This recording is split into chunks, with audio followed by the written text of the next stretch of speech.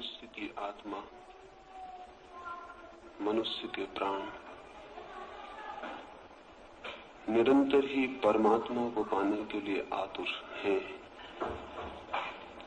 लेकिन किस परमात्मा को, कैसे परमात्मा को, उसका कोई अनुभव, उसका कोई आकार, उसकी कोई दिशा मनुष्य को ज्ञात नहीं है। सिर्फ एक छोटा सा अनुभव है जो मनुष्य को ज्ञात है और जो परमात्मा की झलक दे सकता है। वो अनुभव प्रेम का अनुभव है। और जिसके जीवन में प्रेम की भी कोई झलक नहीं है, उसके जीवन में परमात्मा के आने की कोई संभावना नहीं।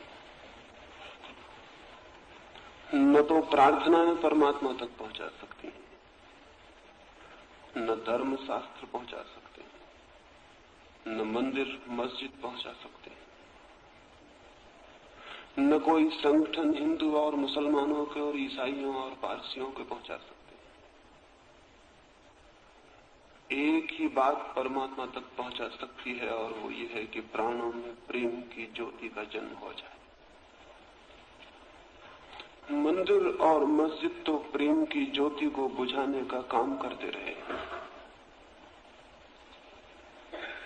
जिन्हें हम धर्म गुरु कहें, वे मनुष्य को मनुष्य से तोड़ने के लिए जहर फैलाते रहे। जिन्हें हम धर्म शास्त्र कहें, वे घृणा और हिंसा के आधार और माध्यम बन गए। और जो परमात्मा तक पहुंचा सकता था वो प्रेम अत्यंत उपेक्षित, अत्यंत निग्लेक्टेड, जीवन के रास्ते के किनारे कहीं अंधेरे में पड़ा रह गया। इसलिए 5000 वर्षों से आदमी प्रार्थनाएं कर रहा है, 5000 वर्षों से आदमी भजन पूजन कर रहा है, 5000 वर्षों से मंदिरों और मस्जिदों की मूर्तियों के सामने सिर टेक रहा है, लेकिन परमात्मा की कोई झलक मनुष्यता को उपलब्ध नहीं हो सकी। परमात्मा की कोई किरण मनुष्य के भीतर अवतरित नहीं हो सकी। कोरी प्रार्थनाएं हाथ में रह गई हैं और आदमी रोज रोज नीचे गिरता गया है, रोज रोज अंधेरे में भटकता गया। आनंद के केवल सपने हाथ में रह गए हैं, सच्चाइयां अत्यंत दुखपूर्ण होती चली गई। और आज तो आदमी करीब करीब ऐसी जगह खड़ा हो गया है जहां उसे ये ख्याल भी लाना असंभव होता जा रहा है कि परमात्मा भी हो सकता है। क्या आपने कभी सोचा कि ये घटना कैसे घट गई? क्या नास्तिक इसके लिए जिम्मेवार हैं कि लोगों की आकांक्षा और अभीप्सा ने परमात्मा की दिशा की तरफ जाना बंद कर दिया है? क्या वे लोग इसके लिए जिम्मेवार हैं, वैज्ञानिक और भौतिकवादी और मेटीरियलिस्ट? उन्होंने परमात्मा के द्वार बंद कर दिए?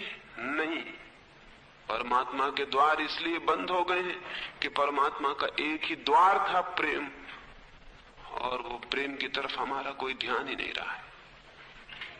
और भी अजीब और कठिन और आश्चर्य की बात यह हो गई है कि तथाकथित धार्मिक लोगों ने ही मिलजुल के प्रेम की हत्या कर दी और मनुष्य के जीवन को इस भांति सुव्यवस्थित करने की कोशिश की गई है कि उसमें प्रेम की किरण की संभावना ही न रह जाए। नारी समाज की इस बैठक में मैं इस प्रेम के संबंध में थोड़ी सी बात कहना चाहता हूं, क्योंकि इसके अतिरिक्त मुझे कोई रास्ता नहीं दिखाई पड़ता कि कोई प्रभु तक कैसे पहुंच सकता है।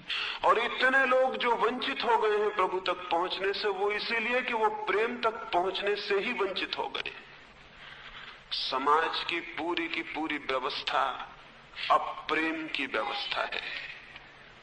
परिवार का पूरा केंद्र अब प्रेम का केंद्र है। बच्चे के कंसेप्शन से लेके, उसके गर्भाधारण से लेके उसकी मृत्यु तक की सारी यात्रा अब प्रेम की यात्रा है। और हम इसी समाज को, इसी परिवार को, इसी गृहस्थी को सम्मान किए जाते हैं, आदर दिए जाते हैं, शोरगुल मचाए चले जाते हैं कि बड़ा पवित्र परिवार है, बड़ी पवित्र समाज है, बड़ा पवित्र जीवन है। और यही परिवार और यही समाज और यही सभ्यता जिसके गुणगान करते हम थकते नहीं। यही सभ्यता और यही समाज और यही परिवार मनुष्य को परमात्मा से रोकने का कारण बन रहा है। इस बात को थोड़ा समझ लेना जरूरी होगा। मनुष्यता के विकास में कहीं कोई बुनियादी भूल हो गई है।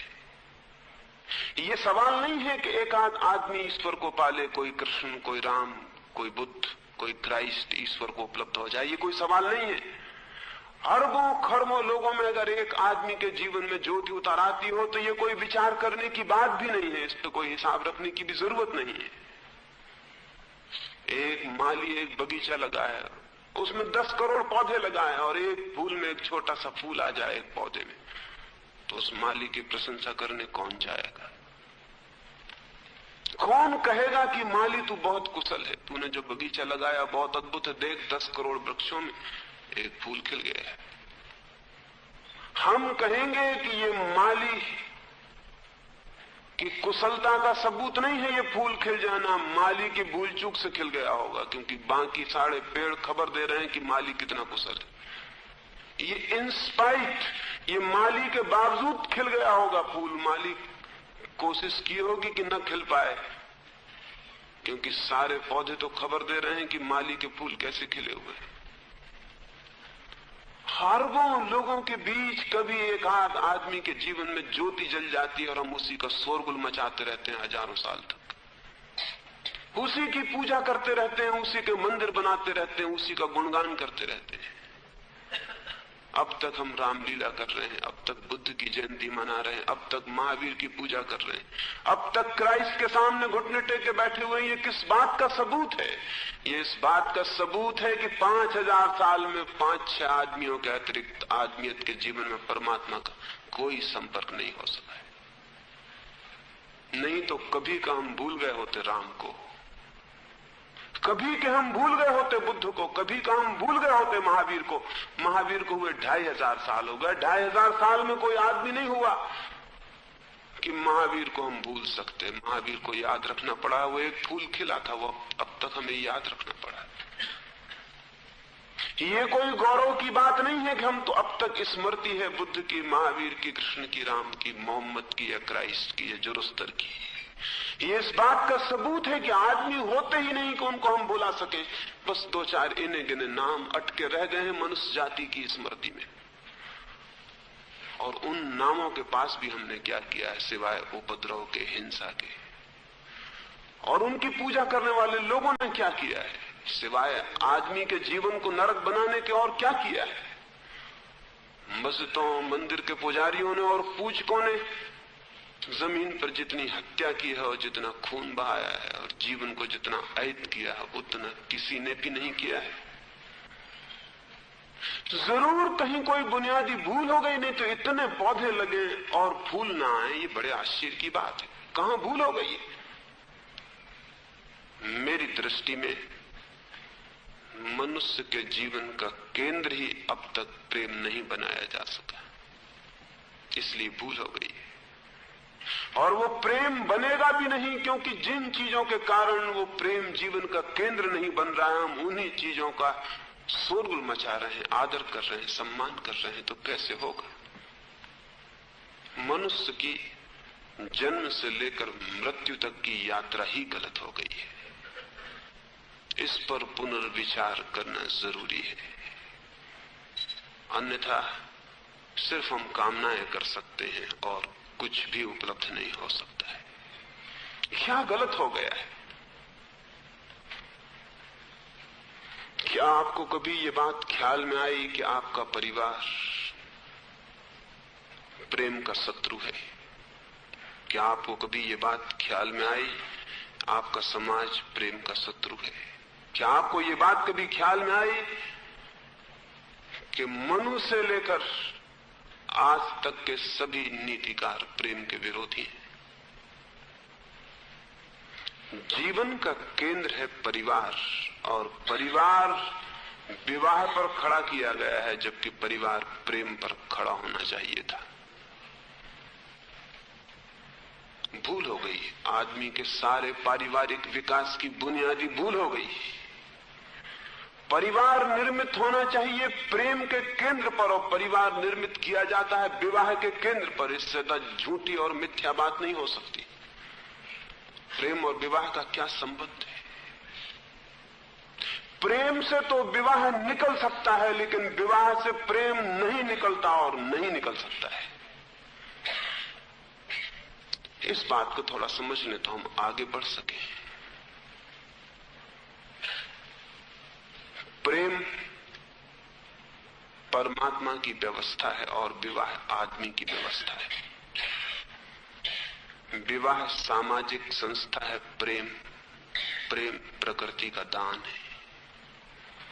प्रेम तो प्राणों के किसी कोने में अनजाने अपरिचित पैदा होता है, और विवाह समाज कानून नियमित करता है, स्थिर करता है, बनाता है। विवाह आदमी की इजाद है और प्रेम परमात्मा का दान है। हमने सारे परिवार को विवाह के केंद्र पर खड़ा कर दिया है, प्रेम के केंद्र पर नहीं।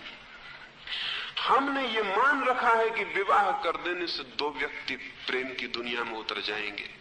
अद्भुत झूठी बात है, और 5000 वर्षों में भी हमको इसका ख्याल नहीं आ सका। हम अद्भुत अंधे हैं।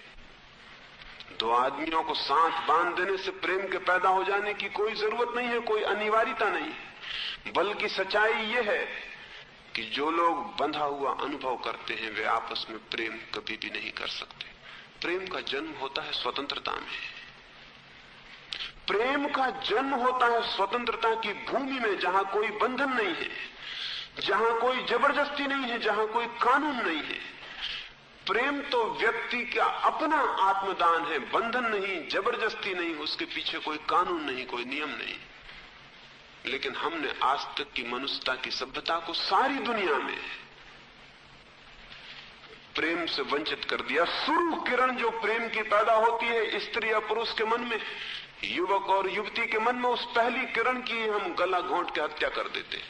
हम कहते हैं विवाह प्रेम नहीं, और फिर हम कहते हैं विवाह से प्रेम पैदा होना चाहिए।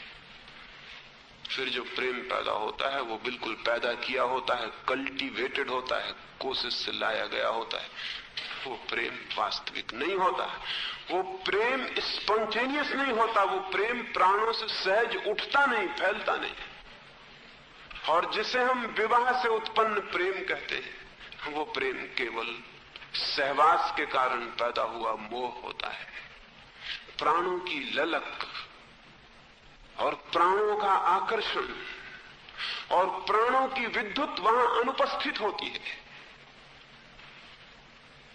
फिर ये परिवार बनता है, ये विवाह से पैदा हुआ परिवार। और परिवार की पवित्रताओं की कथाओं का हिसाब नहीं है, और परिवार के प्रशंसाओं का, स्तुतियों का भी कोई गणना नहीं है। और परिवार सबसे कुरूप संस्था साबित हुई है पूरे मनुष्य को विकृत करने में, परवर्टेड करने में।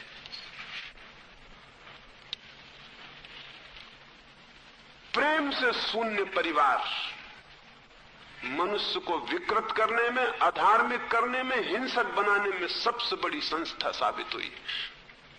प्रेम से शून्य परिवार से ज्यादा अगली और कुरूप कुछ भी नहीं है, और वही अधर्म का अड्डा बना हुआ है। क्यों? जब एक बार एक युवक और युवती को हम विवाह में बांध देते हैं बिना प्रेम के, बिना आंतरिक परिचय के, बिना एक दूसरों के प्राणों के संगीत के, जब हम केवल धागों में और पंडित के मंत्रों में और वेदी की पूजा में और थोथे उपक्रम में उनको विवाह में बांध देते हैं, और फिर आशा करते हैं उनको सांस छोड़ के कि उनके जीवन में प्रेम पैदा हो जाएगा। प्रेम पैदा नहीं होता, सिर्फ उनके संबंध कामुक होते हैं, सेक्सुअल होते हैं, कोई संबंध नहीं होते। और जब उनका प्रेम पैदा नहीं हो पाता है, क्योंकि प्रेम पैदा किया नहीं जा सकता, प्रेम पैदा हो जाए तो दो व्यक्ति साथ जुड़ के परिवार का निर्माण कर सकते हैं। लेकिन दो व्यक्तियों को परिवार के निर्माण के लिए जोड़ दिया जाए और फिर आशा की जाए कि प्रेम पैदा हो जाए, ये नहीं हो सकता। और जब प्रेम पैदा नहीं होता है तो क्या परिणाम घटित होते हैं आपको पता है। एक एक परिवार कलह, जिसको गृहस्थी हम कहते हैं, वो संघर्ष, कलह, द्वेष, ईर्षा और 24 घंटे के उपद्रव का अड्डा बना हुआ है। लेकिन न मालूम हम कैसे अंधे हैं, कैसे हम देखते भी नहीं। बाहर जब हम निकलते हैं तो हम मुस्कुराते हुए निकलते हैं, सब घर के आंसू पहुंच के बाहर आ जाते हैं। पत्नी भी हंसती हुई मालूम पड़ती, पति भी हंसता हुआ मालूम पड़ता है। ये चेहरे झूठे हैं, ये दूसरों को दिखाई पड़ने वाले चेहरे। घरों के भीतर के चेहरे बहुत आंसुओं से भरे हुए हैं। 24 घंटे कलह और संघर्ष में जीवन बीत रहा है। फिर इस कलह और संघर्ष के परिणाम होंगे, 2 परिणाम होंगे। एक तो परिणाम यह होगा कि प्रेम के अतिरिक्त किसी व्यक्ति के जीवन में फुलफिलमेंट, आत्म तृप्ति नहीं उपलब्ध होती। प्रेम जो है वो व्यक्तित्व की तृप्ति का चरम बिंदु है, और जब प्रेम नहीं मिलता तो व्यक्तित्व हमेशा अनफुलफिल्ड, हमेशा अधूरा, बेचैन, तड़पता हुआ, मांग करता हुआ कि मुझे पूर्ति चाहिए, हमेशा बेचैन तड़पता हुआ रह जाता है। ये तड़पता हुआ व्यक्तित्व समाज में अनाचार पैदा करता है, क्योंकि ये तड़पता हुआ व्यक्तित्व प्रेम को खोजने निकलता है। विवाह में प्रेम नहीं मिलता, वो विवाह के अतिरिक्त प्रेम को खोजने की कोशिश करता है। वेश्याएं पैदा होती हैं विवाह के कारण। विवाह है रूट, विवाह है जड़ वेश्याओं के पैदा होने की। और अब तक तो स्त्री वेश्याएं थी, अब तो सभ्य मुल्कों में पुरुष वेश्याएं, मेल प्रोस्टिट्यूट्स भी उपलब्ध हैं। वेश्या पैदा होगी क्योंकि परिवार में जो प्रेम उपलब्ध होना चाहिए था वो नहीं उपलब्ध हुआ है। आदमी दूसरे घरों में झांक रहा है उस प्रेम के लिए। वेश्याएं होंगी, और अगर वेश्याएं रोक दी जाएंगी तो दूसरे परिवारों में पीछे के द्वारों से प्रेम के रास्ते निर्मित होंगे। इसलिए तो सारे समाज ने तय कर लिया है कि कुछ वेश्याएं निश्चित कर दो ताकि परिवारों का आचरण सुरक्षित रहे। कुछ स्त्रियों को पीड़ा में डाल दो ताकि बाकी स्त्रियां पति व्रता बनी रहें और सती सावित्री बनी रहें।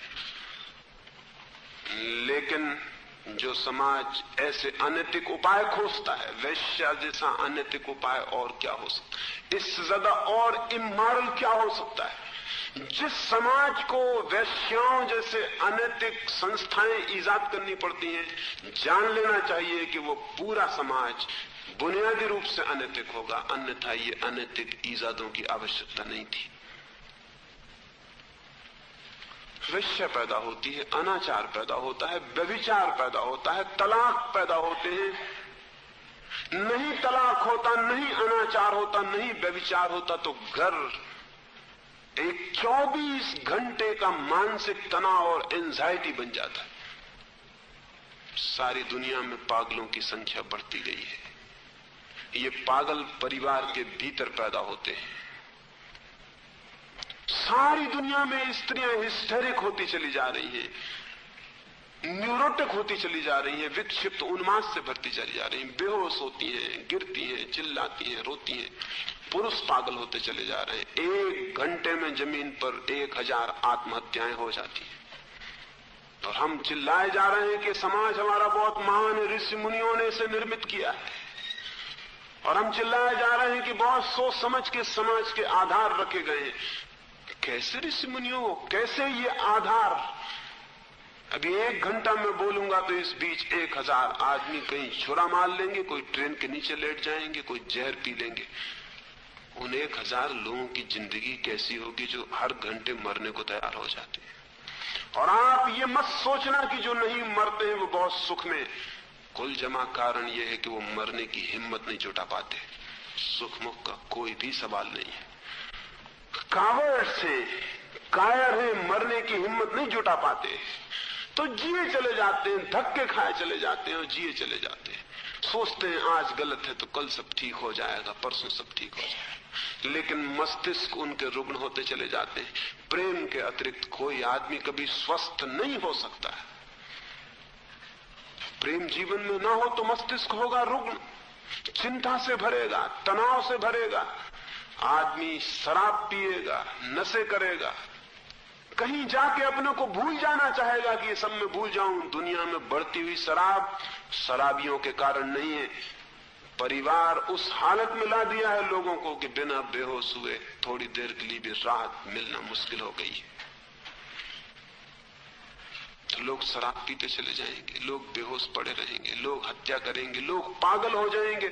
अमेरिका में प्रतिदिन 30 लाख आदमी अपना मानसिक इलाज करवा रहे हैं, और ये सरकारी आंकड़े, और आप भली भांति जानते हैं सरकारी आंकड़े कभी भी सही नहीं होते।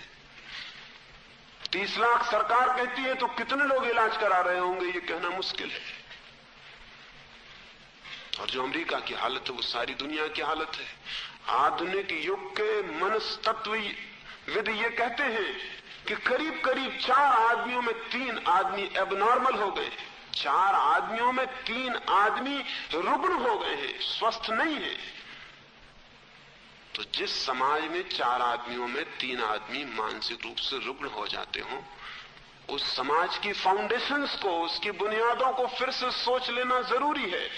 नहीं तो कल 4 आदमी ही रुग्ण हो जाएंगे और फिर सोचने वाले भी शेष नहीं रह जाएंगे, फिर बहुत मुश्किल हो जाएगी। लेकिन होता ऐसा है कि जब एक ही बीमारी से सारे लोग ग्रसित होते हैं तो उस बीमारी का पता नहीं चलता है। हम सब एक से रुग्ण, बीमार, परेशान, झूठी मुस्कुराहट से भरे हुए, तो हमें बिल्कुल पता नहीं चलता सभी ऐसे हैं, इसलिए एट ईज मालूम पड़ते हैं। जब सभी ऐसे तो ठीक है, ऐसी दुनिया चलती है, यही जीवन है। और जब इतनी पीड़ा दिखाई पड़ती तो हम ऋषि मुनियों के वचन दोहराते हैं कि वो तो ऋषि मुनियों ने पहले कह दिया कि जीवन दुख है। ये जीवन दुख नहीं है, ये दुख हम बनाए हुए हैं। वो तो पहले ही ऋषि मुनियों ने कह दिया है कि जीवन तो असार है, इससे छुटकारा पाना चाहिए। जीवन असार नहीं है, ये असार हमने बनाया हुआ है। और जीवन से छुटकारा पाने की बातें सब 2 कौड़ी की हैं, क्योंकि जो आदमी जीवन से छुटकारा पाने की कोशिश करता है वो प्रभु को कभी उपलब्ध नहीं हो सकता, क्योंकि जीवन प्रभु है, जीवन परमात्मा है। जीवन में परमात्मा ही तो प्रकट हो रहा है, उससे जो भागेगा दूर वो परमात्मा से ही दूर चला जाएगा। लेकिन जब एक ही बीमारी पकड़ती है पता नहीं चलता। एक गांव में ऐसा हुआ, एक जादूगर आया और उसने कुएं में एक पुड़िया डाल दी और कहा कि इस कुएं का जो भी पानी पिएगा वो पागल हो जाए। उस गांव में 2 ही कुएं थे, एक गांव का कुआं था और एक राजा के महल का कुआं था। शाम तक गांव के लोगों को पानी पीना पड़ा, वो सब पागल हो गए। सिर्फ राजा, उसकी रानी, उसके वजीर पागल नहीं हुए, क्योंकि उनका अपना अलग कुआं था। वजीर बहुत खुश थे, रानी बहुत नाचती थी, राजा बहुत प्रसन्न था कि हम बच गए, हमारा अलग कुआं है। लेकिन सांझ होते उन्होंने पता चला कि बच के बड़ी भूल हो गई। सारी राजधानी के लोगों ने महल घेर लिया और वो चिल्लाने लगे कि राजा पागल हो गया, राजा को निकाल बाहर करो। गांव भर पागल हो गया था, उसको राजा पागल मालूम पड़ने लगा। राजा बहुत घबराया, उसने अपने वजीर को कहा अब क्या होगा। उसके सिपाही भी पागल हो गए, उसके सैनिक भी पागल हो गए, उसके पहरेदार भी चिल्ला रहे हैं कि राजा पागल हो गया, इसको निकाल बाहर करो, हमको स्वस्थ राजा चाहिए। वजीर ने कहा अब एक ही रास्ता है कि हम जल्दी से भागें और पीछे के रास्ते से जाकर उस कुएं का पानी पी ले जिसका इन सब लोगों ने पानी पिया है। राजा भागा और जाके उस कुएं का पानी पी लिया। उस रात उस गांव में बड़ा जलसा मनाया गया, एक शोभा यात्रा निकली। सारे गांव के लोग आनंद से नाचने लगे कि राजा का दिमाग ठीक हो गया। और राजा भी पागल हो गया था, तो उनको पता चला कि इसका दिमाग ठीक हो गया। जब एक सी बीमारी पकड़ती है तो किसी को पता नहीं चलता, पूरी आदमियत जड़ से रुग्ण है इसलिए पता नहीं चलता। फिर हम दूसरी तरकीब में खोजते हैं इलाज की। कॉजेलिटी जो है, बुनियादी कारण जो, उसको सोचते नहीं, ऊपरी इलाज सोचते हैं। ऊपरी इलाज हम क्या सोचते हैं? एक आदमी शराब पीने लगता है जीवन से घबराकर, एक आदमी जाके नृत्य देखने लगता है, वेश्या के घर बैठ जाता है जीवन से घबराकर, दूसरा आदमी सिनेमा में बैठ जाता है, तीसरा आदमी इलेक्शन लड़ने लगता है ताकि भूल जाए सब, इस उपद्रव में लग जाए तो भूल जाए सब, चौथा आदमी जाके मंदिर में बैठ के भजन कीर्तन करने लगता है। ये भजन कीर्तन करने वाला भी खुद के जीवन को भूलने की कोशिश कर रहा है, ये कोई परमात्मा को पाने का रास्ता नहीं है।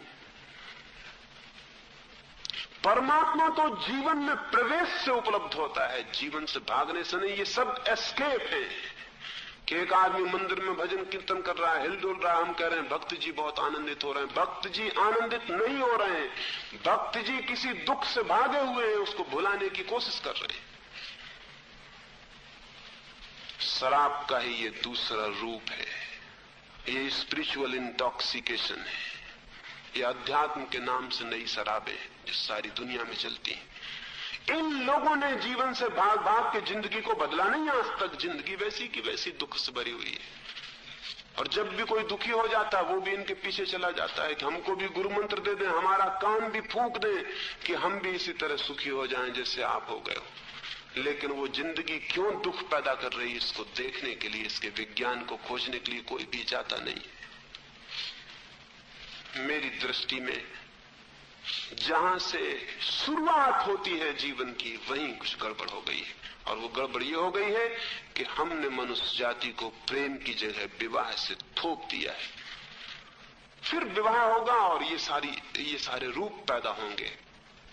और जब दो व्यक्ति एक दूसरे से बंध जाते हैं और उनके जीवन में कोई शांति और तृप्ति नहीं मिलती, तो वो दोनों एक दूसरे पर क्रुद्ध हो जाते हैं कि तेरे कारण मुझे शांति नहीं मिल पा रही है। वो कहता है तेरे कारण मुझे शांति नहीं मिल पा रही।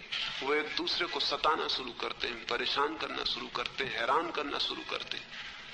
और इसी हैरानी, इसी परेशानी, इसी कलह, इसी एंजाइटी के बीच बच्चों का जन्म होता है।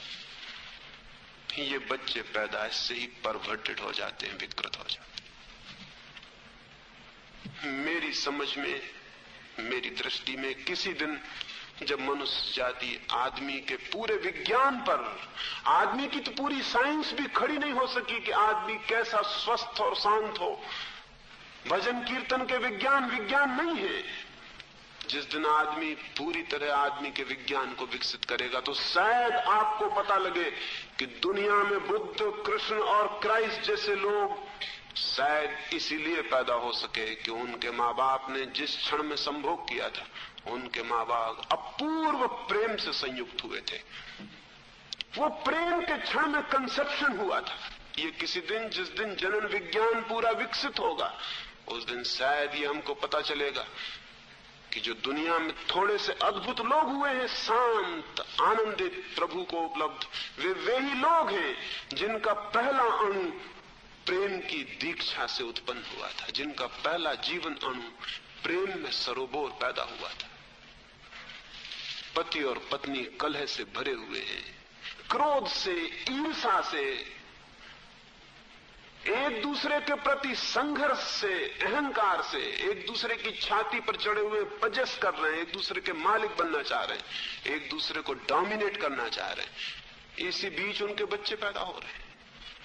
ये बच्चे किसी आध्यात्मिक जन्म में कैसे प्रवेश कर पाएंगे?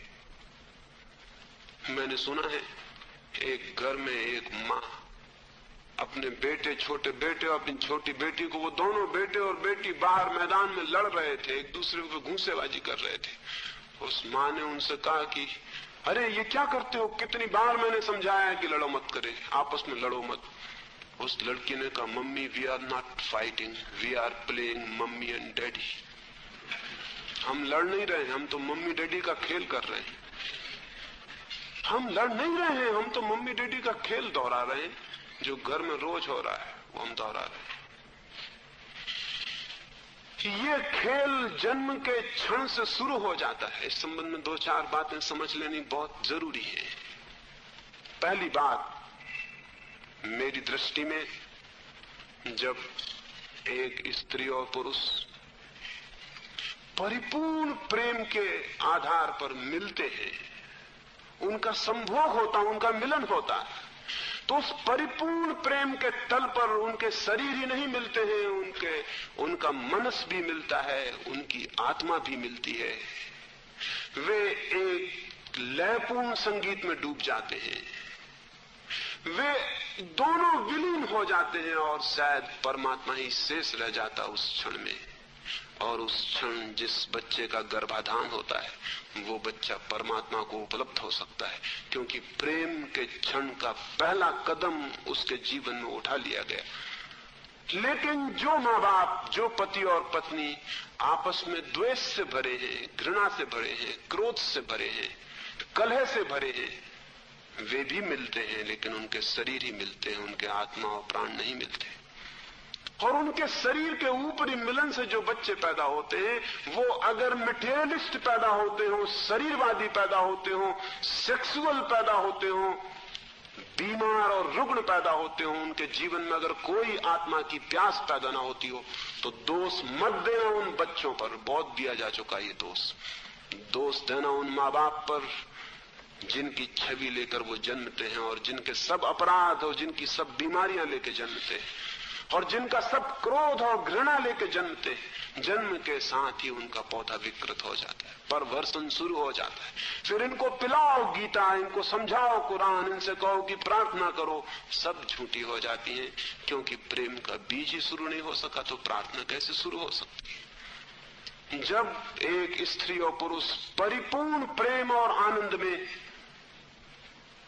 मिलते हैं तो वो मिलन एक स्पिरिचुअल एक्ट हो जाता है, एक आध्यात्मिक कृत्य हो जाता है। फिर उसका सेक्स से कोई संबंध नहीं है। वो मिलन फिर कामुक नहीं है, वो मिलन शारीरिक नहीं है। वो मिलन इतना अनूठा है, वो उतना ही महत्वपूर्ण है जितनी किसी योगी की समाधि। उतना ही महत्वपूर्ण है वो मिलन जब दो आत्माएं परिपूर्ण प्रेम से संयुक्त होती हैं, और उतना ही पवित्र है वो कृत्य, क्योंकि परमात्मा उसी कृत्य से जीवन को जन्म देता है और जीवन को गति देता है। लेकिन तथाकथित धार्मिक लोगों ने, तथाकथित झूठे समाज ने, तथाकथित झूठे परिवार ने अब तक यही समझाने की कोशिश की है कि सेक्स, काम, यौन अपवित्र है, घृणित है। हद पागलपन की बातें। अगर यौन घृणित है और अपवित्र है तो सारा जीवन अपवित्र हो गया और घृणित हो गया। अगर सेक्स पाप है तो सारा जीवन पाप हो गया, पूरे जीवन कंडेम्ड हो गया। और अगर जीवन ही पूरा कंडेम्ड हो जाएगा तो कैसे प्रसन्न लोग उपलब्ध होंगे, कैसे प्रेम करने वाले लोग उपलब्ध होंगे, कैसे सच्चे लोग उपलब्ध होंगे। जब जीवन ही पूरा का पूरा पाप है तो सारी रात अंधेरी हो गई। अब इसमें प्रकाश की किरण कहां से लानी पड़ेगी। तो मैं आपको कहना चाहता हूं, एक नए मनुष्यता के जन्म के लिए सेक्स की पवित्रता, सेक्स की धार्मिकता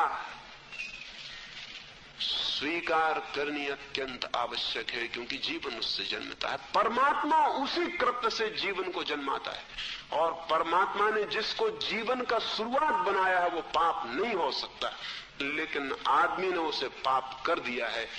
जो चीज प्रेम से रहित है वो पाप हो जाती है, जो चीज प्रेम से शून्य है वो पाप हो जाती है। आदमी की जिंदगी में प्रेम नहीं रहा, इसलिए सिर्फ सेक्सुअलिटी रह गई, सिर्फ यौन रह गया। वो यौन पाप हो गया। वो यौन का पाप नहीं है, वो हमारे प्रेम के अभाव का पाप है, और उस पाप से सारा जीवन शुरू होता है। फिर ये बच्चे पैदा होते हैं, फिर ये बच्चे जन्मते हैं। और स्मरण रहे, जो पत्नी अपने पति को प्रेम की है उसके लिए पति परमात्मा हो जाता है। शास्त्रों के समझाने से नहीं होती ये बात। जो पति अपनी पत्नी को प्रेम किया है उसके लिए पत्नी भी परमात्मा हो जाती है, क्योंकि प्रेम किसी को भी परमात्मा बना देता है। जिसकी तरफ मेरी आंखें प्रेम से उठती हैं वही परमात्मा हो जाता है। परमात्मा को कोई और अर्थ नहीं है। प्रेम की आंख सारे जगत में धीरे धीरे परमात्मा को देखने लगती, लेकिन जो एक में ही नहीं देख पाता वो सारे जगत में देखने की बातें करता हो तो वो बातें झूठी हैं, उन बातों का कोई आधार और अर्थ नहीं है। रामानुज एक गांव में गए थे और उस गांव में एक युवक उनके पास आया और कहने लगा मुझे परमात्मा को पाना है। रामानुज ने उसे नीचे से ऊपर तक देखा और कहा तूने कभी प्रेम किया है?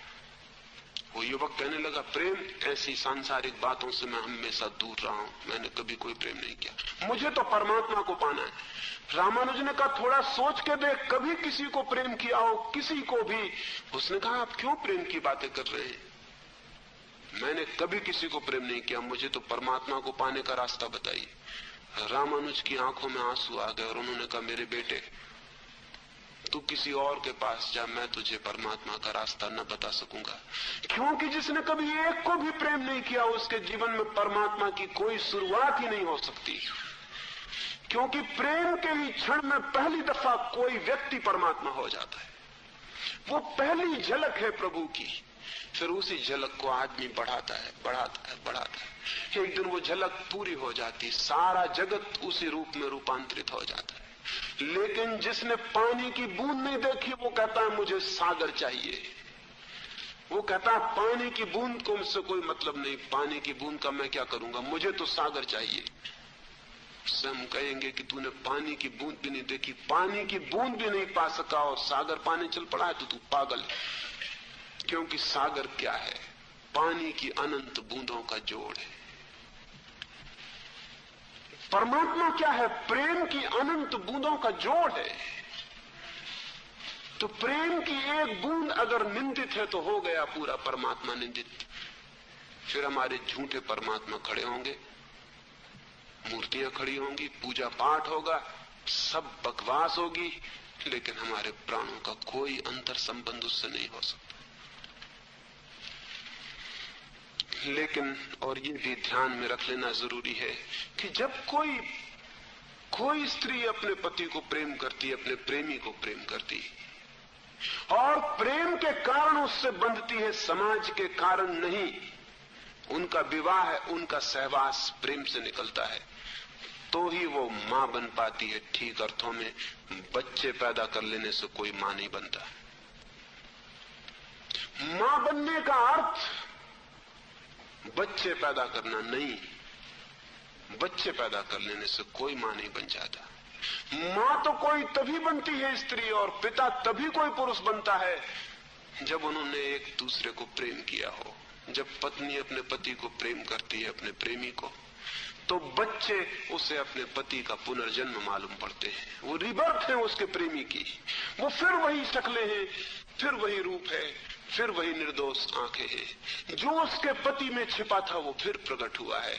उसने अगर अपने पति को प्रेम किया है तो ही वो अपने बच्चों को प्रेम करती। बच्चों को किया गया प्रेम पति को किए गए प्रेम की प्रतिध्वनि है, नहीं तो कोई बच्चों को प्रेम नहीं कर सकता।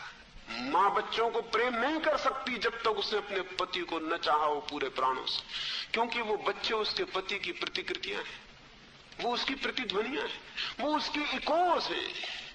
ये पति ही फिर वापस लौट आया है, फिर वापस लौट आया है। ये नया जन्म है उसके पति का। ये पति फिर पवित्र और नया होकर वापस लौट आया। लेकिन पति के प्रति अगर प्रेम ही नहीं है तो ये बच्चों के प्रति प्रेम कैसे होगा? ये बच्चे उपेक्षित होंगे। बाप भी तभी कोई बनता है जब वो अपनी पत्नी को इतना प्रेम करता है कि पत्नी उसे परमात्मा दिखाई पड़ने लगता है। तब बच्चे फिर उसके पत्नी का ही लौटता हुआ रूप है। पत्नी को जब उसने पहली दफा देखा था तब वो जैसी निर्दोष थी, तब जैसी शांत थी, तब जैसी सुंदर थी, तब जैसे उसकी आंखें झील की तरह थी। इन बच्चों में फिर वे आंखें वापस लौट आई हैं। इन बच्चों में फिर वही चेहरा वापस लौट आया है।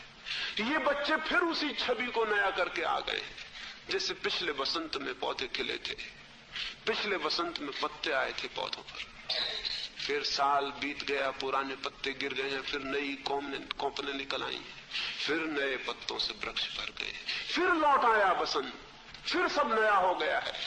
लेकिन जिसने पिछले वसंत को ही प्रेम नहीं किया था वो इस बसंत को कैसे प्रेम कर सकेगा?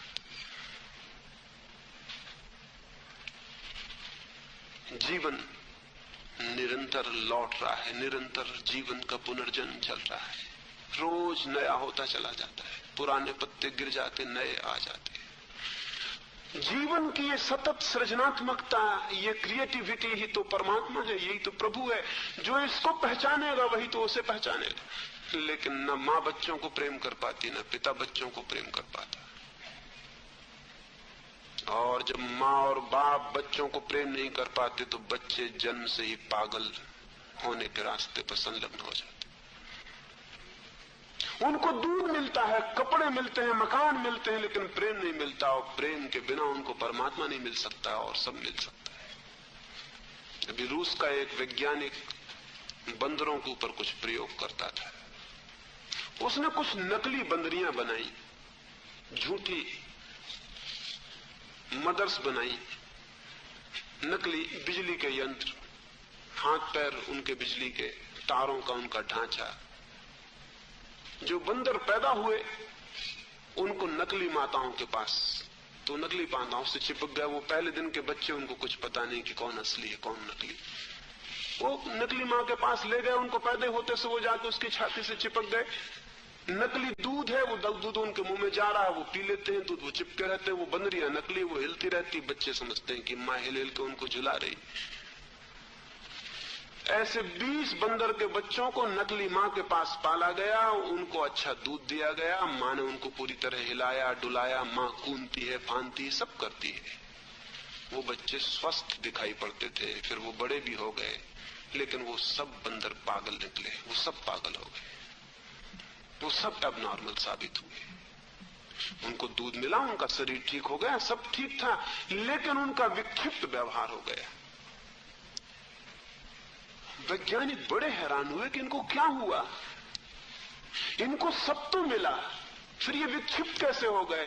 एक चीज जो वैज्ञानिक की लेबोरेटरी में नहीं पकड़ी जा सकती वो उनको नहीं मिली, प्रेम उनको नहीं मिला। और जो उन 20 बंदरों की हालत हुई वो 3.5 करोड़ मनुष्यों की हो रही। झूठी मां मिलती है, झूठा बाप मिलता है, नकली मां हिलाती रहती, नकली बाप हिलाता रहता है, और ये बच्चे विक्षिप्त हो जाते हैं। फिर उनको हम कहते हैं ये शांत नहीं होते, ये अशांत होते चले जा रहे हैं, ये छुरेबाजी करते हैं, ये लड़कियों पे एसिड फेंकते हैं, ये कॉलेज में आग लगाते हैं, बस पे पत्थर फेंकते हैं, ये मास्टर को मारते हैं, मारेंगे, मारे बिना इनका कोई रास्ता नहीं। अभी थोड़ा थोड़ा मारते हैं, कल और ज्यादा मारेंगे। और तुम्हारे कोई शिक्षक और तुम्हारे कोई नेता और तुम्हारे कोई धर्मगुरु इनको नहीं समझा सकेंगे, क्योंकि ये सवाल समझाने का नहीं है। ये आत्मा रुग्ण पैदा हो रही है, ये रुग्ण आत्मा क्योस पैदा करेगी, ये चीजों को तोड़ेगी, फोड़ेगी, मिटाएगी। 3000 साल से जो चलती थी बात वो अब क्लाइमेक्स पे पहुंच रही है। 100 डिग्री तक हम पानी को गर्म करते, पानी भाप बढ़ के उड़ जाता, 99 डिग्री तक नहीं उड़ता, 99 डिग्री तक पानी बना रहता, फिर 100 डिग्री पे भाप बनने लगता। 100 डिग्री पे पहुंच गई है आदमियत का पागलपन, अब वो भाप बन के उड़ना शुरू हो रहा। मत चिल्लाइए, मत परेशान होइए, बनने दीजिए भाप। और आप उपदेश देते रहिए, और आपके साधु संत समझाते रहे अच्छी अच्छी बातें, और गीता की टीकाएं करते रहे, और कुरान पे प्रवचन करते रहे। करते रहो प्रवचन, टीकाएं और गीताओं पर, और दोहराते रहो पुराने शब्दों को। ये भाप बननी बंद नहीं होगी। ये भाप बंद तब होगी जब जीवन की पूरी प्रक्रिया को हम समझेंगे कि कहीं कोई भूल हो रही, कहीं कोई बुनियादी भूल हो रही, और वो कोई आज की भूल नहीं है, 4000 5000 साल की भूल है। क्लाइमेक्स पे पहुंच गई, इसलिए मुश्किल खड़ी हो जा रही है आज। ये प्रेम से रिक्त बच्चे जन्मते हैं और प्रेम से रिक्त हवा में पाले जाते हैं। फिर यही नाटक ये दोहराएंगे, they will play mummy and daddy, वो फिर बड़े हो जाएंगे, फिर वो यही नाटक दोहराएंगे, वो भी विवाह में बांधे जाएंगे, क्योंकि समाज प्रेम को आज्ञा नहीं देता। न मां पसंद करती उसकी लड़की किसी को प्रेम करे, न बाप पसंद करता है कि उसका बेटा किसी को प्रेम करे, न समाज पसंद करता है कोई किसी को प्रेम करे। प्रेम तो होना ही नहीं चाहिए, प्रेम तो पाप है, प्रेम तो होने नहीं चाहिए, वो तो बिल्कुल ही बात योग्य नहीं है। विवाह होना चाहिए, फिर प्रेम नहीं होगा, फिर विवाह होगा, फिर वही पहिया पूरा का पूरा घूम जाएगा। आप कहेंगे कि जहां प्रेम होता है वहां भी कोई बहुत अच्छी हालत तो नहीं मालूम होती, नहीं मालूम होगी, क्योंकि प्रेम जिस भांति आप देते हैं मौका, प्रेम एक चोरी की तरह होता है, प्रेम एक सीक्रेसी की तरह होता है, प्रेम एक अपराध की तरह होता है। प्रेम करने वाले डरते हुए प्रेम करते हैं, घबराए हुए प्रेम करते हैं, चोर की तरह प्रेम करते हैं, अपराधी की तरह प्रेम करते हैं, और सारा समाज उनके विरोध में, सारे समाज की आंख उन पर लगी हुई, सारे समाज के विद्रोह में वो प्रेम करते हैं। ये प्रेम भी स्वस्थ नहीं है, प्रेम के लिए स्वस्थ हवा नहीं है, इसके परिणाम भी अच्छे नहीं हो सकते। प्रेम के लिए समाज को हवा पैदा करनी चाहिए, मौका पैदा करना चाहिए, अवसर पैदा करना चाहिए, प्रेम की शिक्षा दी जानी चाहिए, प्रेम की दीक्षा दी जानी चाहिए, प्रेम की तरफ बच्चों को विकसित किया जाना चाहिए, क्योंकि वही उनके जीवन का आधार बनेगा, वही उनके पूरे जीवन की केंद्र बनेगा, उसी केंद्र से उनका जीवन विकसित होगा। उसकी कोई बात नहीं, उससे हम दूर खड़े रहते हैं, आंख बंद किए खड़े रहते हैं। न मां बच्चों से प्रेम की बात करती, न बाप। न कोई उन्हें सिखाता कि प्रेम जीवन का आधार है, न उन्हें कोई निर्भय बनाता कि तुम प्रेम के जगत में निर्भय होना, न कोई उनसे कहता कि जब तक तुम्हारा किसी से प्रेम ना हो तब तक तुम विवाह मत करना, क्योंकि वो विवाह गलत होगा, झूठा होगा, पाप होगा, वो सारी क्रूरता की जड़ होगा और सारी मनुष्यता को पागल करने का कारण होगा।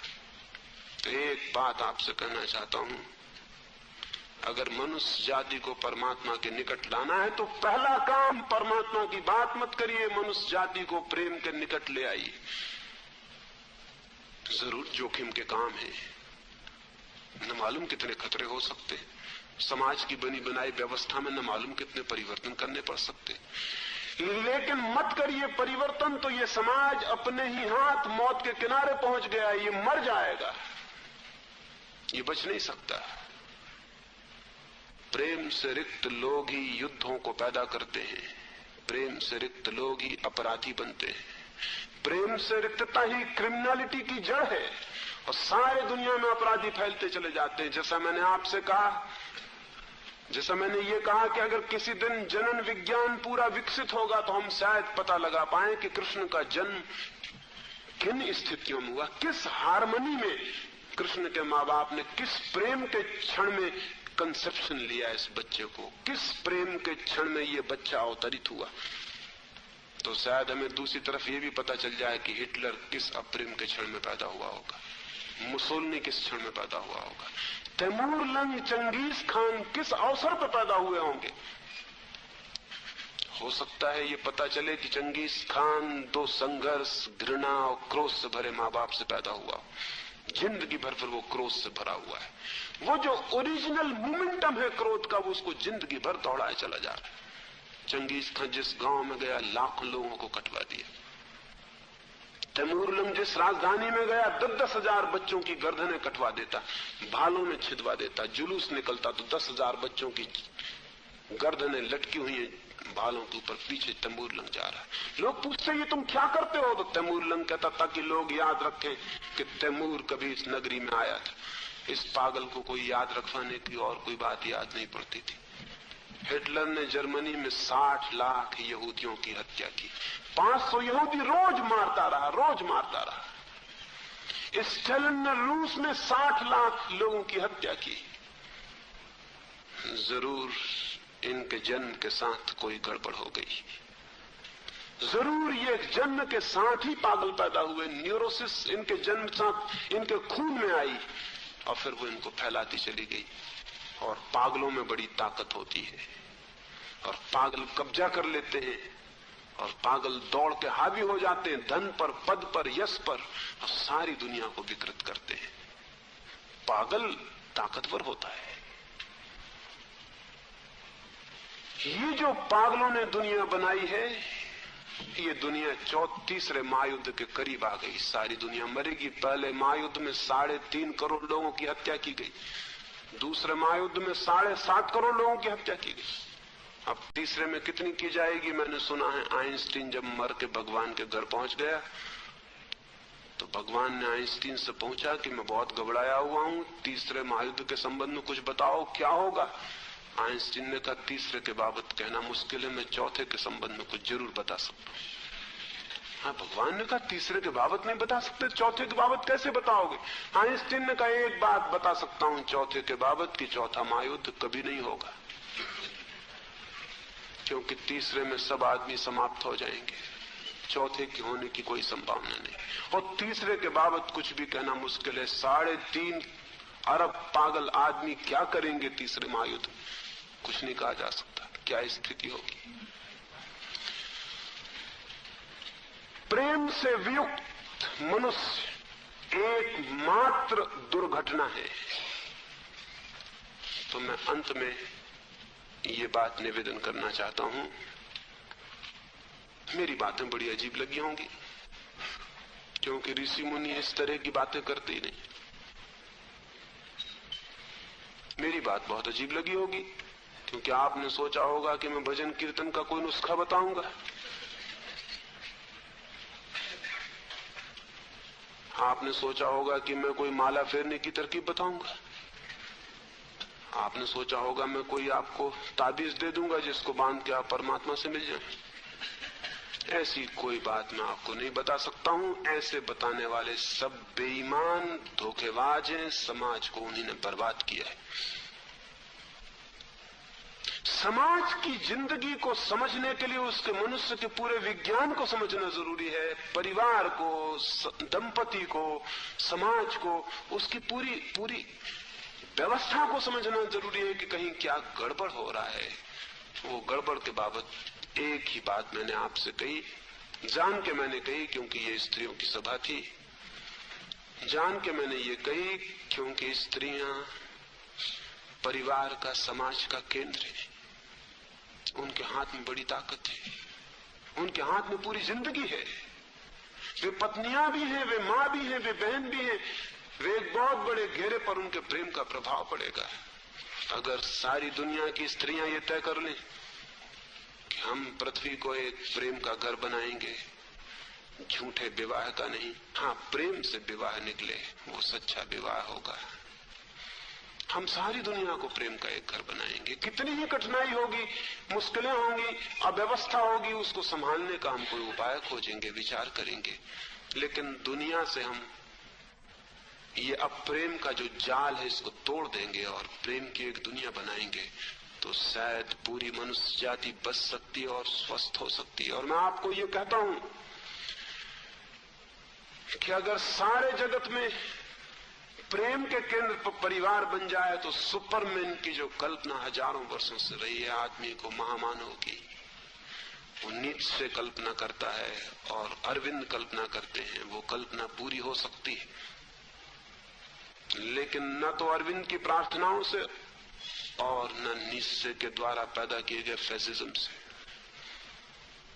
वो सपना पूरा हो सकता है अगर पृथ्वी पर हम प्रेम की प्रतिष्ठा को वापस लौटा लाएं, अगर प्रेम जीवन में वापस लौट आए, सम्मानित हो जाए, आदर से भर जाए, अगर प्रेम एक आध्यात्मिक मूल्य ले ले, तो नए मनुष्य का निर्माण हो सकता है, नई संतति का, नई पीढ़ियों का, नए आदमी का। और वो आदमी, वो बच्चा, वो भ्रूण जिसका पहला अणु प्रेम से जन्मे, विश्वास किया जा सकता है, आश्वासन किया जा सकता है कि उसकी अंतिम श्वास परमात्मा में निकलेगी। प्रेम है प्रारंभ, परमात्मा है अंत। वो अंतिम सीढ़ी है। जो प्रेम को नहीं पाता वो परमात्मा को तो पा ही नहीं सकता। ये इम्पॉसिबिलिटी है, ये असंभावना है।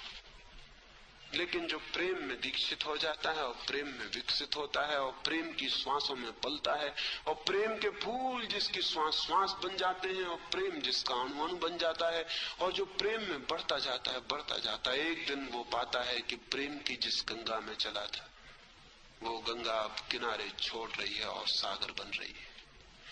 एक दिन वो पाता है कि गंगा के किनारे मिटते जाते हैं और अनंत सागर आ गया सामने। छोटी सी गंगा की धार थी गंगोत्री में, बड़ी छोटी सी प्रेम की धार होती है शुरू में, फिर वो बढ़ती है, फिर वो बड़ी होती है, फिर वो पहाड़ों मैदानों को पार करती है।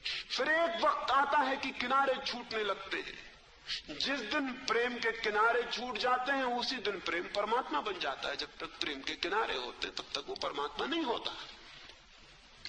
गंगा नदी होती है जब तक कि वो जमीन के किनारों से बंधी होती है, फिर किनारे छूटते हैं और सागर से मिल जाती है, फिर वो परमात्मा से मिल जाती है।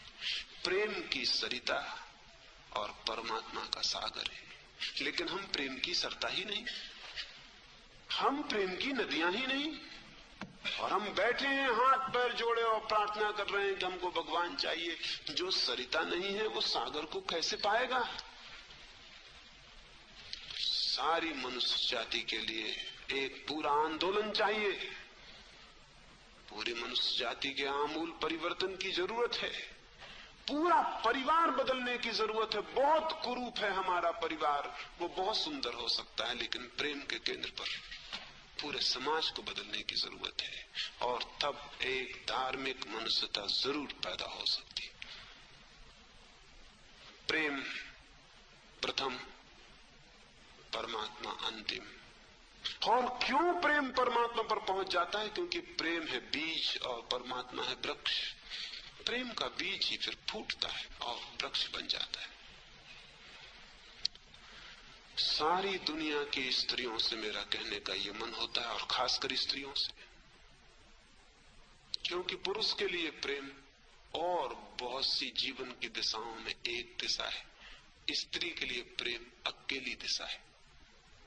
पुरुष के लिए प्रेम और बहुत से जीवन आयामों में एक आयाम है, एक डायमेंशन है, उसके और डायमेंशन भी है व्यक्तित्व के, लेकिन स्त्री का एक ही डायमेंशन है, एक ही दिशा है, वो प्रेम है। स्त्री पूरी प्रेम है, पुरुष प्रेम भी है और दूसरी चीजें भी है।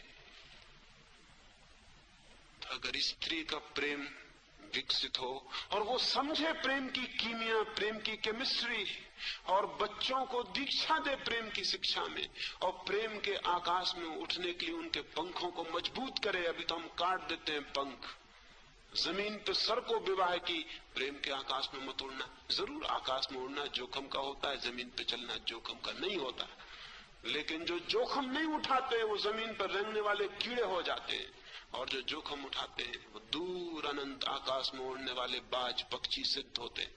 आदमी रेंगता हुआ कीड़ा हो गया है। कोई भी जोखिम मत उठाना, कोई रिस्क नहीं, कोई डेंजर नहीं, कोई खतरा मत उठाना। अपना घर का दरवाजा बंद करो, जमीन पे सरको, आकाश में मत उड़ना। प्रेम की जोखिम सिखाएं, प्रेम का खतरा सिखाएं, प्रेम का अभय सिखाएं, और प्रेम के आकाश में उड़ने के लिए उनके पंखों को मजबूत करें छोटे बच्चों के, और चारों तरफ जहां भी प्रेम पर हमला होता हो उसके खिलाफ खड़े हो जाएं। प्रेम को मजबूत करें, ताकत दें। प्रेम के जितने दुश्मन खड़े हैं दुनिया में, नीति शास्त्री खड़े हुए हैं, थोते हैं वो नीति शास्त्री, क्योंकि प्रेम के विरोध में जो है वो क्या नीति शास्त्री होगा। साधु सन्यासी खड़े हैं, क्योंकि वो कहते हैं ये सब पाप है, ये सब बंधन है, इसको छोड़ो, परमात्मा की तरफ चलो। जो आदमी कहता है प्रेम को छोड़ के परमात्मा की तरफ चलो, वो परमात्मा का शत्रु है, क्योंकि प्रेम के अतिरिक्त परमात्मा तक जाने का कोई रास्ता ही नहीं। बड़े बूढ़े खड़े, उनका अनुभव कहता है कि प्रेम खतरा है। अनुभवी लोगों से जरा सावधान रहना, क्योंकि जिंदगी में कभी कोई नया रास्ता वो नहीं बनने देते हैं। वो कहते पुराने रास्ते का हमें अनुभव है, हम पुराने रास्ते पे चले हैं, उसी पे सबको चलना चाहिए। लेकिन जिंदगी को रोज नया रास्ता चाहिए। जिंदगी कोई रेल की पटरियों पे दौड़ती हुई रेलगाड़ी नहीं है कि पटरियों पे बंधी पटरियों पे दौड़ती रहे और दौड़ेगी। नया रास्ता बना देती, पहाड़ों में, मैदानों में, जंगलों में अनूठे रास्तों से निकलती है, अनजान जगत में प्रवेश करती है और सागर तक पहुंच जाती है। नारियों के सामने एक ही काम है, वो काम ये नहीं है कि अनाथ बच्चों को पढ़ा रहे हैं बैठ के। तुम्हारे बच्चे भी सब अनाथ हैं, नाम के लिए वो बच्चे हैं तुम्हारे, न उनका माँ है न उनका बाप है। समाज सेवक स्त्रियां सोचती हैं अनाथ बच्चों का अनाथालय खोल दिया, बहुत बड़ा काम कर रहा है। उनको पता नहीं कि तुम्हारे बच्चे भी अनाथ हैं। तुम दूसरों के अनाथ बच्चों को शिक्षा देने जा रही हो, तुम पागल हो। तुम्हारे बच्चे खुद अनाथ हैं, ऑर्फन्स हैं, कोई नहीं है उनका, न तुम हो न तुम्हारे पिता है, न उनकी माँ है, न उनका कोई भी नहीं है उनका, क्योंकि वो प्रेम ही नहीं है जो उनको सनाथ बनाता है। सोचते हम आदिवासी बच्चों को जाके शिक्षा दे रहे हैं। तुम आदिवासी बच्चों को शिक्षा दो, तुम्हारे बच्चे धीरे धीरे आदिवासी हुए चले जा रहे हैं। बीटल हैं, बीटनिक हैं, फलां टिका हैं, ये फिर से आदमी के आदिवासी होने की शक्लें।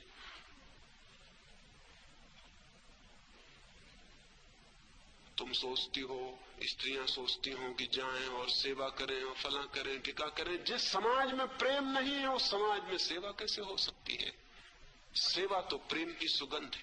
इसलिए मैं तो एक ही बात आज कहना चाहता हूं, और इस संबंध में बहुत से प्रश्न आपके मन में जरूर उठे होंगे, उठने चाहिए। तो अगर आपने चाहा तो मैं दोबारा आपके सारे प्रश्नों के उत्तर देना चाहूंगा। आज तो सिर्फ एक धक्का आपको दे देना चाहता हूं कि आपके भीतर चिंतन शुरू हो जाए। हो सकता है मेरी बातें आपको बुरी लगे तो बहुत अच्छा है। हो सकता है मेरी बातों से आपको चोट लगे, तिलमिलाहट पैदा हो। भगवान करे जितनी ज्यादा हो जाए उतना अच्छा है, क्योंकि कुछ सोच विचार पैदा होगा। हो सकता है मेरी सब बातें गलत हों, इसलिए मेरी बात मान लेने की कोई भी जरूरत नहीं है। लेकिन मैंने जो कहा उस पर आप सोचना। मैं फिर दोहरा देता हूं, 2-4 सूत्रों में मैंने क्या कहा और अपनी बात पूरी किए देता हूं। आज तक का मनुष्य का समाज प्रेम के केंद्र पर निर्मित नहीं, इसीलिए विक्षिप्तता है, इसीलिए पागलपन है, इसीलिए युद्ध है, इसलिए आत्महत्याएं हैं, इसीलिए अपराध है। प्रेम की जगह आदमी ने एक झूठा सब्स्टिट्यूट विवाह का इजाद कर लिया है। विवाह के कारण वेश्याएं हैं, गुंडे हैं, विवाह के कारण शराब है, विवाह के कारण बेहोशियां हैं, विवाह के कारण भागे हुए सन्यासी हैं, विवाह के कारण मंदिरों में भजन करने वाले झूठे लोग हैं। और जब तक विवाह है तब तक ये रहेगा। मैं ये नहीं कह रहा हूं कि विवाह मिट जाए, मैं ये कह रहा हूं कि विवाह प्रेम से निकले। विवाह से प्रेम नहीं निकलता है, प्रेम से विवाह निकले तो शुभ है। और विवाह से प्रेम को निकालने की कोशिश की जाए तो ये प्रेम झूठा होगा, क्योंकि जबरदस्ती कभी भी कोई प्रेम नहीं निकाला जा सकता है। प्रेम या तो निकलता है या नहीं निकलता, जबरदस्ती नहीं निकाला जा सकता है। तीसरी बात मैंने ये कही कि जो माँ बाप प्रेम से भरे हुए नहीं हैं, उनके बच्चे जन्म से ही विकृत, परवर्टेड, एबनॉर्मल, रुग्ण और बीमार पैदा होंगे। मैंने ये कहा कि जो माँ बाप, जो पति पत्नी, जो प्रेमी युगल प्रेम के संभोग में लीन नहीं होते हैं, वे केवल उन बच्चों को पैदा करेंगे जो शरीरवादी होंगे, भौतिकवादी होंगे, जिनके जीवन की आंख पदार्थ के ऊपर कभी नहीं उठेगी, जो परमात्मा को देखने के लिए अंधे पैदा होंगे। आध्यात्मिक रूप से अंधे बच्चे हम पैदा कर रहे हैं। मैंने आपसे ये कहा, चौथी बात कि माँ बाप अगर एक दूसरे को प्रेम करते हैं तो ही वो बच्चों के माँ बनेंगे, बाप बनेंगे, क्योंकि बच्चे उनकी ही प्रतिध्वनियां हैं। वे आया हुआ नया बसंत है, वे फिर से जीवन के दरख्त पे लगी हुई कोंपले। लेकिन जिसने पुराने बसंत को प्रेम नहीं किया, वो नए बसंत को कैसे प्रेम करे। और मैंने अंतिम बात आपसे ये कही कि प्रेम शुरुआत है और परमात्मा अंतिम विकास है। प्रेम को जीवन शुरू हो तो परमात्मा पर पूर्ण होता है। प्रेम बीज बने तो परमात्मा अंतिम वृक्ष की छाया बनता है। प्रेम गंगोत्री हो तो परमात्मा का सागर उपलब्ध होता है। इसलिए जिसके मन की भी कामना हो कि परमात्मा तक जाए, वो अपने जीवन को प्रेम के गीत से भर ले। और जिसकी भी आकांक्षा हो कि पूरी मनुष्यता परमात्मा के जीवन से भर जाए, उस सारी मनुष्यता को प्रेम की तरफ ले जाने के मार्ग पर जितनी बाधाएं हैं उनको तोड़े, मिटाए और प्रेम को उन्मुक्त आकाश दे, ताकि एक दिन एक नए मनुष्य का जन्म हो सके। पुराना मनुष्य रुग्ण था, कुरूप था, अशुभ था। पुराने मनुष्य ने अपनी सुसाइड का इंतजाम कर लिया है। वो विश्वघात कर रहा है, सारे जगत में एक साथ आत्मघात कर लेगा। यूनिवर्सल सुसाइड का इंतजाम कर लिया। अगर इसे बचाना है तो प्रेम की वर्षा, प्रेम की भूमि और प्रेम के आकाश को निर्मित कर लेना जरूरी। ये थोड़ी सी बातें मैंने कही। मेरी बातों को इतने प्रेम और शांति से सुना, उससे मैं बहुत बहुत आनंदित हूं। अगर मेरी बात से किसी के मन को जरा भी चोट और ठेस पहुंची हो तो वो मुझे क्षमा कर दे। उसे चोट और ठेस पहुंचाने की मेरी कोई इच्छा नहीं, लेकिन मेरे हृदय में बड़ी पीड़ा जरूर है, क्योंकि आदमी के साथ जो हुआ है वो बहुत पीड़ादायी है। और मेरी पीड़ा के कारण ही मुझे लगता है कि सब कुछ तोड़ दिया जाए एक बार की तो शायद सब कुछ नया हो, जीवन ठीक दिशा में गतिमान हो सके। अंत में सबको फिर से धन्यवाद देता हूं मेरी बातें सुनने के लिए, और मेरी बातें सोचेंगे इसका आग्रह करता हूं। और सबसे अंत में सबके भीतर बैठे परमात्मा को प्रणाम करता हूं। मेरे प्रणाम स्वीकार करें।